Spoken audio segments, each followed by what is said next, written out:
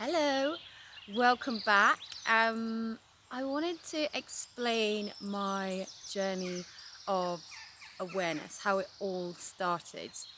Um, Firstly, I'd like to say I think even before kind of the last year and a half to 2 years, I've always kind of been curious about life and had moments where the curtains were open and then, life takes over again and then the curtains shut back again.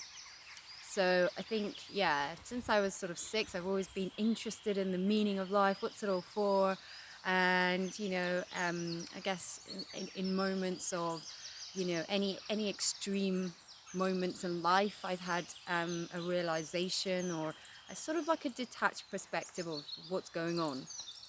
So I'll go into those in another video, but for now I'll just explain, you know, when I truly realized it a year and a half ago, and it still hasn't left me. It's been an incredible journey.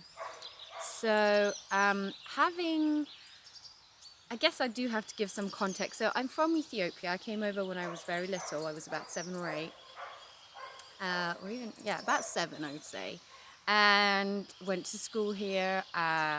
Like everybody else, tried my best. Went to uni, got a job in the city. Work. City girl. Had a house. Where I bought a flat. Met my husband. Had my children.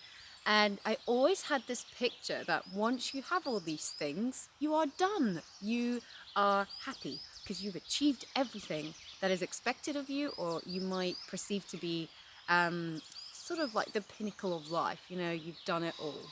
Um, and to my surprise, I realized, hold on, this thing just keeps going on and on and on. I used to have the whole, well, when I get there, I'll be happy. When I get there, find true ultimate happiness. When I get there, when I have the house, when I have the husband, when I have the children, when I get that job, when I get that business, and having experienced all of those things, I realized there is no when I get there. Because you get there and then you want something else external to make you happy and validate you.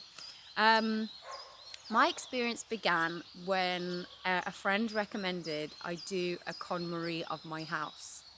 And I thought, okay, I was a little bit, frustrated with children, tidying up constantly. So I thought, okay, if I KonMari'd my house, then I'll be happy. But it did something a bit more profound than I thought it would. So I tidied up my house, and the concept of KonMari is basically bringing order and joy to your life. It said, keep the things that give you joy. And I thought, what if I applied it to some of the other areas of my life? So I kind of cut back on people who didn't give me joy. I cut back on activities that didn't give me joy. Um, and with that level of kind of awareness of how important inner joy is, I began to experience more lasting happiness. And I thought, okay, well, this is kind of simple. What is this all about? And then I came across a teacher called Muji. You'll find him on YouTube. And he kind of started to explain, or I began to understand my inner journey through some of his teachings. Um, I don't discriminate. I get knowledge where I can. And I think that's important. Wisdom is everywhere, whether it's in little children or different religions or different books or different perspectives. And having listened to Muji explain what awakening is, who you truly are, it really kind of elevated my understanding of what life is really about. And it's not about the car, the kids, the husband, and blah, blah, blah, although that's part of life. And I began to experience, so I think one day I was kind of breastfeeding my son and looking out a window at a tree. I'm surrounded by trees. I live rural now, and just I had this profound connection to this tree. I realized how it protects me and it gives me life as I am giving life to somebody else, my son. And I just had this incredible experience of just pure joy, pure happiness, pure contentedness, just in that pure moment. And that lasted for about 6 months. I was just so presently enjoying life. I just full of joy. And I remember a family friend asking me, "Oh, you seem so happy, Hannah. Like, what are you doing? Has your husband been doing something? What, have you won the lottery or something?" And I said, "For once, I am happy for no reason at all. I was just happy." And that went on for such a long time, and I really enjoyed it. I really enjoyed the people in the moment, my family, my friends, and I just I just couldn't. It was just pure joy, pure love. And that's not to say all the experiences in that year were just pure joy, but I was able to experience them from a detached perspective of, wow, that's life, that's experience. um, Now, after about 6 months, um, I kind of life kind of started kicking in, and um, I felt, I had a few pangs from people telling me, "Oh, what are you doing? What are you doing?" type of thing, and I was just happy, and I was like, "Oh no, maybe." And then my ego kicked in. I've got to do something. I've got to do something, and I thought, well, I'll put my cause towards. Kind of doing our best for the planet to reduce emissions and save the future generation from having to live through our mistakes and um, our abuse of the planet and its resources. Now, I guess it was soon after the sort of tree experience, I just thought, do you know what? I am a pragmatic person. I wasn't necessarily like all knowledgeable and degree in science or anything like that. But I thought if we did practical things each day to make a difference, then that will go a long way. And so I began this journey of, I guess it's called my eco bit, doing little bits of eco actions to save this beautiful home, this planet we call home. While I was going through that experience, I realized that, you know, a lot of people bring awareness to a lot of different things. There is awareness about animals, there is awareness about the planet, there is awareness about people who don't have enough. And I thought, you know what? If we all had an awareness in the way we did things, we consumed things, we acted and behaved each day, surely that would bring a more lasting change and also a lasting happiness within ourselves. So that has been sort of my journey.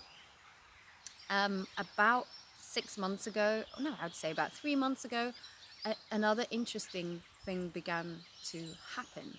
I began to lose it, basically. And life was taking over, and the old triggers, the old mind attacks began, of not feeling enough, not feeling good.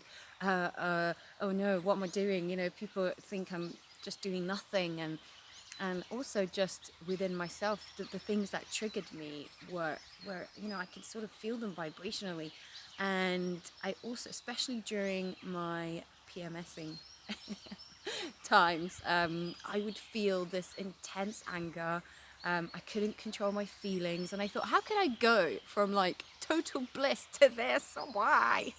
um, Luckily I had a really amazing friend who introduced me to acupuncture. I had acupuncture non-stop for about 6 months, and that really helped me connect and rebalance. But again, that was sort of like a coping mechanism. I had to unveil what was behind it, and I had to look at my triggers and why they were happening.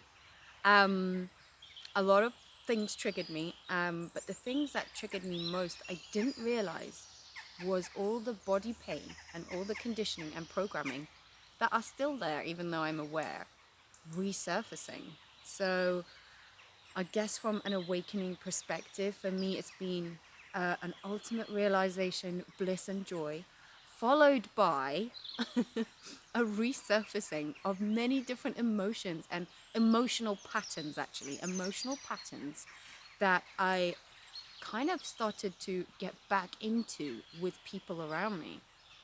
And it's not their fault, it's my experience. I'm grateful for those experiences because I truly believe a trigger isn't a bad thing. A trigger is a message from your emotions telling you what is imbalanced.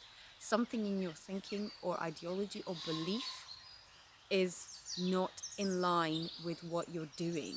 Um, so what all it did, those triggers and those really terrible experiences of, bringing up my emotional pattern, was it made me realize there is work to do. It made me realize my weak spots and my weak areas.